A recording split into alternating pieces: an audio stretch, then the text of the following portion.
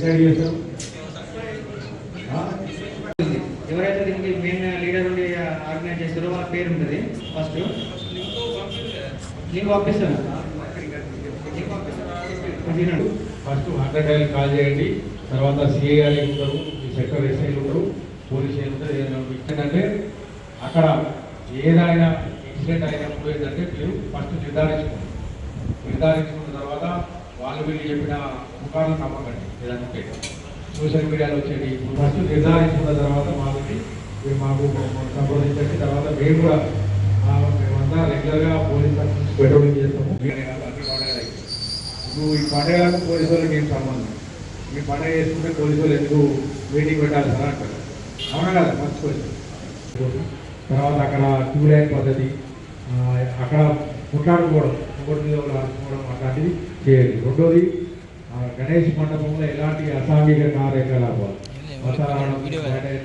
అక్కడ సంబంధిత వాలంటీర్లు మీరే అక్కడ బాధ్యత వహించే చేయాలి. మన పోలీసు వాళ్ళు ఏదైనా కూడా మీరు గతంలో కూడా సహకరించారు, ఇప్పుడు కూడా అట్లే సహకరించండి. రెండోది ఈ కరెంటు విషయం ఇప్పుడు ఇంతకుముందు మనం మీటర్లు పెట్టుకున్నాం, బిల్లులు కట్టాలని ఉంటాయి. ఇప్పుడు కొత్త ఫ్రీ కరెంట్ ఇస్తుంది కదా, సో ఆ ప్రాబ్లం లేదు మనకి. కాబట్టి ఏంటంటే ఫ్రీ కరెంట్ అందరికీ ఉన్నది. కాబట్టి ఏంటంటే ఆ కరెంటు మళ్ళీ చెప్తున్నా, చాలా మంటప నిర్వాహకులే చాలా జాగ్రత్తలు తీసుకోవాలి కరెంటు షాక్ కొట్టకుండా. అదొకటి. తర్వాత మీరు రిజిస్ట్రేషన్ చేసుకున్న తర్వాత మాతోటి కూడా నేను కొన్ని నైట్ ఇచ్చిన మ్యారేజ్ టైం కూడా డీజే కంటే ఎక్కువ వస్తుంది. చుట్టుబాటు చేసుకున్నాడు మొత్తం బాక్స్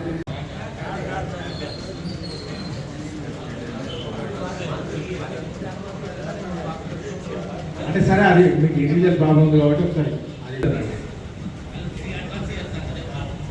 అందరు కలిసి దేవుడు ప్రతిష్ఠించ చేసుకొని సామూహికంగా మనకంతా బాగా జరగాలని చెప్పేసి భక్తి భావంతో జరుపుకునే పండుగ.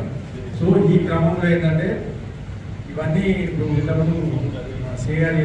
ఏ పండుగ అయినా ఏ మీటింగ్ అయినా మనం ఇక్కడ మేము ఎన్ని చెప్పినా కూడా ఏంటంటే దాని అల్టిమేట్ ఉద్దేశం ఏంటి?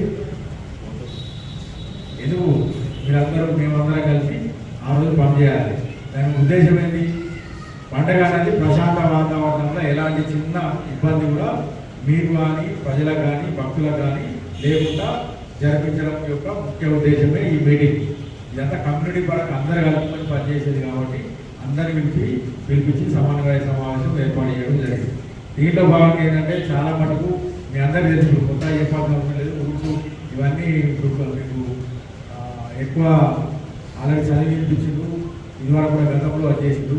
గతంలో కూడా మన దగ్గర ఎలాంటి పట్టణంలో ఎలాంటి ఇన్సిడెంట్ కూడా రాలేదు. ఈసారి కూడా ప్రశాంతంగా జరుపుకోవాలి. మెయిన్ ఎక్కడ వస్తుందంటే నేను చెప్పేది ఏంటంటే మీరు గణేష్ ఎప్పుడైతే మంటపం దాంట్లో ఏంటంటే ఎక్కువ ఈ ఐరన్ కాకుండా ఏంటంటే కట్టెలు వాడతారు, షాక్ కొట్టకుండా. సో మీరు అందరూ జోష్లో మంచిగా చేస్తారు. ఎక్కువ నిర్వహించేదంటే ఇక్కడ ఉండేది 90% అంతా యూత్. సో ఈ పండుగ నిర్వహణలో భాగంగా ఏంటంటే ఏ మాత్రం అజాగ్రత్త ఉన్నా ఒక ప్రాణానికి పోయే అవకాశం ఉంటుంది. కాబట్టి ఏంటంటే ప్రాణం అనేది మనిషి ప్రాణం అనేది విలువైనది. అది కూడా ఏంటంటే ఒక యువకుడు ప్రాణం పోయిందంటే అది చాలా విలువైనది. మెయిన్ ఫస్ట్ మన ప్రైమరీ ఎయిమ్ ఏంటంటే ఈ పండుగ స్టార్ట్ అయినప్పటి నుంచి ఎండ్ అయ్యే వరకు కూడా ఏ ఒక్క చిన్న ప్రాణ నష్టం కూడా జరగదు. ఇంకా కింద మోటార్ సైకిల్ ట్రాక్టర్ కింద పడవు, లేకపోతే ఇన్వర్షన్ టైంలో నీళ్ళలో పడవు, ఇలాంటి చిన్న చిన్న నెగ్లెన్స్ వల్ల ఏంటంటే ప్రమాదాలు జరుగుతూ ఉంటాయి. అది మీ అందరికీ తెలుసు. కాకపోతే ఏంటంటే ఈ అందరికీ వ్యక్తిగతంగా తెలిసినా కూడా ఏంటంటే అప్పుడున్న జోష్లా అప్పుడు మనం ఒక్కలే సింగిల్ ఉంటాం, మనం ఆలోచించే కెపాసిటీ ఉండదు. ఆ జోష్లో ఏంటంటే మనం పోతే ఏం కాదు ఆర్గనైజర్లు ఉన్నారు. ఇవన్నీ జాగ్రత్తలు తీసుకొని అక్కడ వచ్చే భక్తులకు కానీ పొజిషన్లు ఉండేటోళ్ళకి కానీ మీరంతా కంట్రోల్ చేయాల్సిన బాధ్యత మీరు ఉంటుంది. ఫస్ట్ ఆఫ్ ఆల్ ఏంటంటే గణేష్ పండుగ తీసుకుంటే ఆ గణేష్ పండుగ నిర్మాణంలో మీరు జాగ్రత్తలు తీసుకుంటారు. ఇలాంటి షాక్ కావచ్చు, ఫైర్ ప్రూఫ్ కావచ్చు. మనం మంగళారత విగ్రహాలతో పెట్టిపోదాం, రాత్రి అది వెలుగుతూ ఉంటుంది. మనం అది ప్రమాదవశాత్తు లేకపోతే పోతో ఏదో వచ్చేసి దాన్ని చిందరవంతం అవుతుంది, క్లాత్ మీద పడుతుంది, ఇంకేదో అవుతుంది, లేకపోతే ఆవులు వస్తాయి, అక్కడ మన ప్రసాదాలు ఉంటాయి కాబట్టి దాంట్లో ఏదో ప్రమాదం జరిగే అవకాశం ఉంది. కాబట్టి ఏంటంటే ప్రతి మండప నిర్వాహకులు మీరు ముఖ్యంగా ప్రతిరోజు ఇద్దరు కానీ ముగ్గురు కానీ అక్కడ నైటాలు చేసే వ్యవస్థ ఏర్పాటు చేసుకోవాలి. తర్వాత ఎలాంటి పశువులు కూడా అందులో మంటపం మనం దేవుడి విగ్రహం దగ్గరికి రావద్దు. అట్లాంటి కర్రలు కానీ అవి కానీ ఫ్రెష్ కానీ కట్టుకోవాలి. రెండోది ఏంటంటే అక్కడ ఎలాంటి కరెంట్ షాక్ ఇప్పుడు చాలా మటుకు ఏంటంటే అందరూ ఒకటేసారి పెడతారు కాబట్టి ఎలక్ట్రీషియన్ కూడా ఏంటంటే వాళ్ళకు కూడా డిమాండ్ ఉంటుంది. ఆ ముక్కలు మిగిలిపోయిన ముక్కలన్నీ జాయింట్ చేసేసి కరెంటు సర్వీస్ వైర్ పెడతారు. ఆ ముక్కలు కానీ జాయింట్స్ కానీ మనకు షార్ట్ సర్క్యూట్ అయ్యే అవకాశం ఉంది.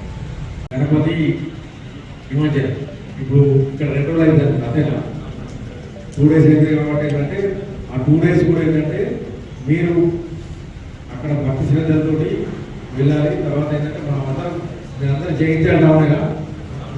ఇప్పుడు పోలీస్ ఆఫీసర్లు వస్తూ ఉంటారు పోతా ఉంటారు గట్టిగాడు లోకల్ అంతేనా. సో ఇప్పుడు మేము మా బాధ్యత అయితే అధికారులుగా మా బాధ్యత ఏంటంటే మీ మధ్యలో ఎలాంటి గొడవ జరగదు. అందరూ సోదరులే అంటే సౌభాగ్యత్వము తర్వాత అంతా సామరస్యంగా చేసుకోవాలి. మన జగిత్యాల పట్టణానికి మన జగిత్యాల జిల్లాకు మంచి పేరు తీసుకోవాలి. మీట్ అవ్వాలి మాది కాదు. కానీ ఇప్పుడు ఈ జగిత్యాల టౌన్ యొక్క శాంతిని సామరస్యాన్ని గొప్పతనాన్ని కూర్చుండబట్టే బాధ్యత ఎవరికి లేదు. సో దానివల్ల దాంట్లో ఏమైనా ఇబ్బందులు వస్తే మమ్మల్ని వాడుకోండి, మేము ఉన్నాం, మేము వస్తాం. తర్వాత ఏంటంటే బాగా మా దగ్గర అట్లాంటి కిట్స్ వస్తాయి. ఎవరైనా ఎక్కువ అల్లరి చేసి బాగా గాంజాలు ఎవరైతే మనం విచక్షణ కోరుకుంటారు.